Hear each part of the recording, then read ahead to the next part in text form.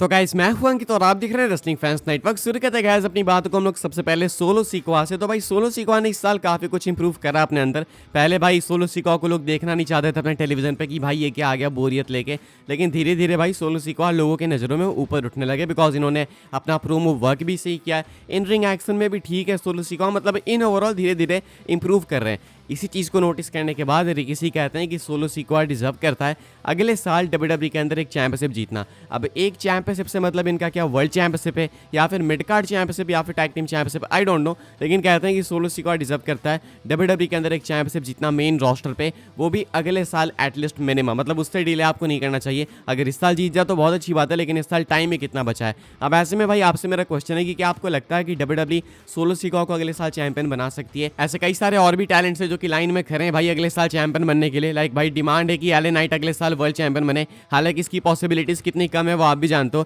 लेकिन कुछ लोग चाहते हैं कि एले नाइट वर्ल्ड चैंपियन बने। इवन मैंने कल आपको भाई फिन बैलर को लेकर अपडेट बताई, फिन बैलर को लेकर सुनने में आया भाई कि जो फिन बैलर हैं वो आपको शायद अगले साल चैंपियन बनते हुए दिखेंगे, एक मेजर पुश रिसीव करते हुए दिखेंगे। तो इतनी सारी चीज़ें हैं भाई, तो मुझे ऐसा लगता है कि डब्ल्यूडब्ल्यूई वाले सोलो सिकोआ को भी कंसीडर कर सकते हैं, लेकिन आप कॉन्क्रीट नहीं कह सकते कि हाँ भाई सोलो सिकोआ चैंपियन बनेंगे। प्लस भाई अभी इनका ट्रैक रिकॉर्ड आप देखोगे कोडी के अगेंस्ट वो 20-0 का, तो जिस तरीके से इनको बुकिंग मिल रही है भाई, लाइव इवेंट भी देख लो, कहीं पे भी देख लो, देख के लगता नहीं है कि सोलो सिकोआ को डब्ल्यूडब्ल्यूई अगले साल चैंपियन बनाने वाली है। वैसे हो तो कुछ भी सकता है, लेकिन फिलहाल भाई ये किसी की डिमांड है। अब आपसे मेरा क्वेश्चन है कि क्या आपको लगता है कि डब्ल्यूडब्ल्यूई को अगले साल सोलो सिकोआ को चैंपियन बनाना चाहिए?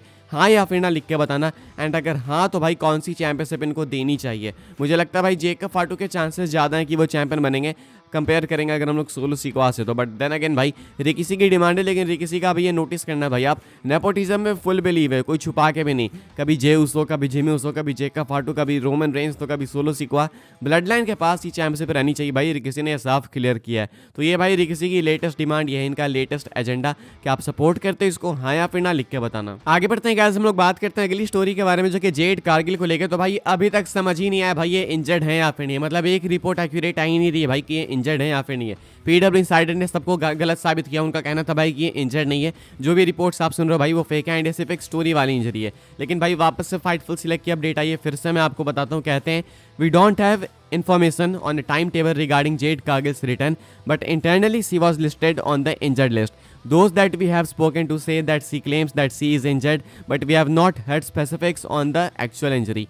फाइटफुल सिलेक्ट का कहना है कि इनके पास कोई टाइम टेबल नहीं है कि आखिर जेड कारगिल कब तक वापस आ सकती है, लेकिन इंटरनली भाई इनके अकॉर्डिंग वो लिस्टेड है इंजर्ड वाली लिस्ट के अंदर, यानी कि वो वहाँ पे है। तो जो एक्चुअल लिस्ट होती है ना कि भाई ये टैलेंट इंजर्ड है, ये इंजर्ड है, वो इंजर्ड है, उसमें जेड कारगिल का भी नेम है। प्लस यहाँ पे इनका कहना है कि जिनसे इनकी बात हुई है उन लोगों का क्लेम करना है कि जेड कारगिल ऐसा क्लेम कर रही है कि वो इंजर्ड है। इन्होंने कहा कि इन्हें ज़्यादा कुछ आइडिया है नहीं भाई कि इंजरी कैसी है कैसी नहीं है। डब्ल्यूडब्ल्यूई ने भाई 50 इंजरीज अनाउंस करी थी, लेकिन इनको उसके बारे में कोई आइडिया नहीं है। बट ये वापस से भाई वही कहते हैं कि हम तो अभी तक सेम सुन रहे हैं भाई कि जो इंजरी है वो रियल है एंड जो भी कुछ है भाई वो सब असलियत में हो रहा है। तो इनके अकॉर्डिंग भाई अभी भी ये इंजरी रियल है। रसल बोर्ड्स का सेम कहना है, पीडब्ल्यू नेक्सस का यानी पीडब्ल्यूएन का सेम कहना है, मेल्टजर का सेम कहना है, लेकिन पीडब्ल्यू इनसाइडर का अलग कहना है।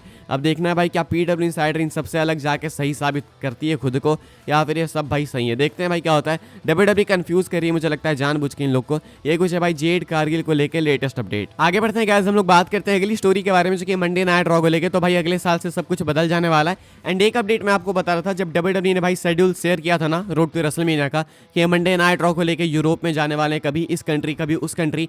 तो लोगों के क्वेश्चंस थे भाई कि क्या वहाँ पे जाके ये टेप करेंगे एंड उसके बाद हमें बाद में सब कुछ देखने को मिलेगा, यानी कि क्या स्पॉयलर्स आ जाएंगे। इसके लिए भाई एक सॉल्यूशन था, वो ये था कि नेटफ्लिक्स पे लोग चले जाएंगे भाई, तो नेटफ्लिक्स पे तो कभी भी दिखा सकते हैं ना, जरूरी थोड़ी है कि आप 8 बजे दिखाओगे 6 बजे दिखाओगे, किसी भी टाइम पे दिखा सकते हो भाई, वो तो ओटीटी प्लेटफॉर्म है। सही बात है भाई, एंड यही होने भी वाला है। पीडब्ल्यू इनसाइडर की अपडेट निकल के सामने आई भाई, यहाँ पे कहा जा रहा है WWE Raw on Netflix in 2025 will air live no matter where it's taking place. When the company heads to Europe on the road to WrestleMania 41, Raw will stream live in the United States at the same time, no matter the time zone differences. The plan is to have the show air live as it happens and then be available via VOD as soon as possible after it goes off the air. PW Insider का कहना है भाई कि जब भी Monday night raw Netflix पे जाने के बाद लाइव होगी कहीं से भी किसी भी टाइम जोन से, वो भाई सबको एक साथ लाइव ही दिखाई जाएगी, यानी कि ऐसा नहीं कि कुछ टेपिंग वगैरह है।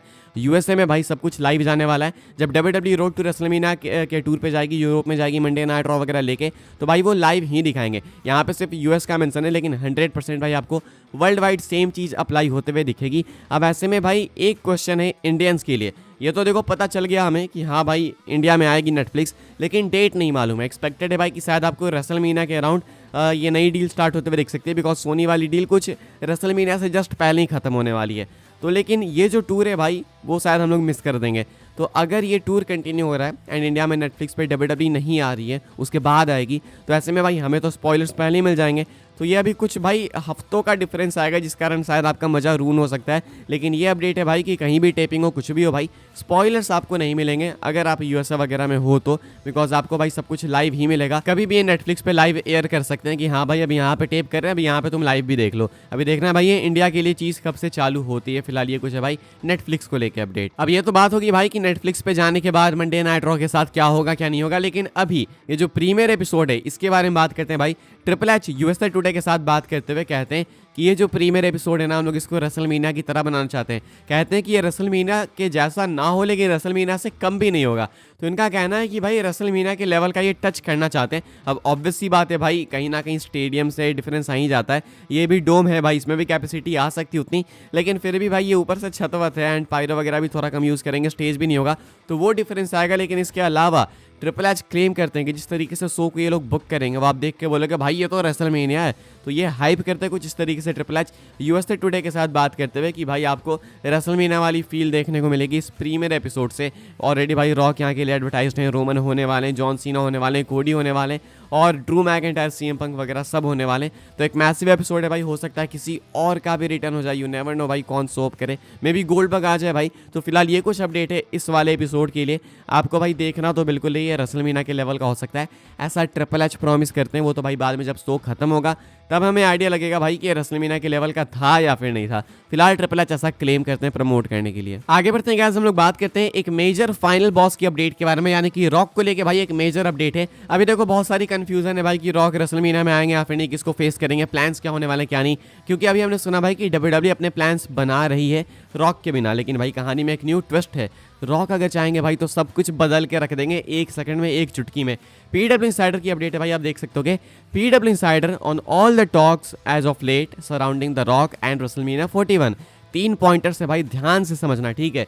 WWE works on their creative and if or when The Rock tells them this is what he would like to do, they change accordingly, ठीक है। सेकंड पॉइंट है यहाँ पे, if The Rock wants to do something that's as good as Ari Emanuel telling Triple H and the creative team this is what will happen and then it will। तीसरा point है, the company has their plans and they will pivot if and when The Rock descends down from the board of directors and Hollywood। तो यहाँ पे कहना है भाई कि rock के पास इतनी पावर्स है ना कि वो कुछ भी कर सकते हैं। तीनों पॉइंट्स मैं आपको समझा देता हूँ। पहले में बताया गया भाई कि WWE अपने क्रिएटिव प्लान्स के साथ आगे बढ़ रही है, काम कर रही है, लेकिन जब रॉक का मन करेगा, जब रॉक चाहे तो बोल सकते हैं कि भाई मैं ये करूँगा, बस प्लान्स चेंज, कोई रोक टोक नहीं है, कोई रोक नहीं सकता है, बिकॉज रॉक के पास सिमिलर पावर्स है भाई एरी इमैनुअल की तरह। एरी इमैनुअल कौन भाई, इन सब के हेड, अभी एंडेवर के हेड भाई। एरी इमैनुअल जो चाहे वो कर सकते हैं, तो एरी इमैनुअल जैसी इज्जत है भाई रॉक की, वो जो चाहेंगे वो कराएंगे, बिकॉज वो TKO के बोर्ड ऑफ डायरेक्टर्स में है। एंड साथ में भाई एरी इमैनुअल के साथ दोस्ती भी काफ़ी अच्छी है रॉक की, तो वो भी एक रीज़न है। तो रॉक चाहे तो भाई ट्रिपल एच को एंड पूरी क्रिएटिव टीम को दबा सकते हैं कि ये होगा तो होगा, बस बात खत्म, कोई उन्हें क्वेश्चन नहीं कर सकता, चाहे फैंस तरफ के मर जाए, कुछ भी कर लें।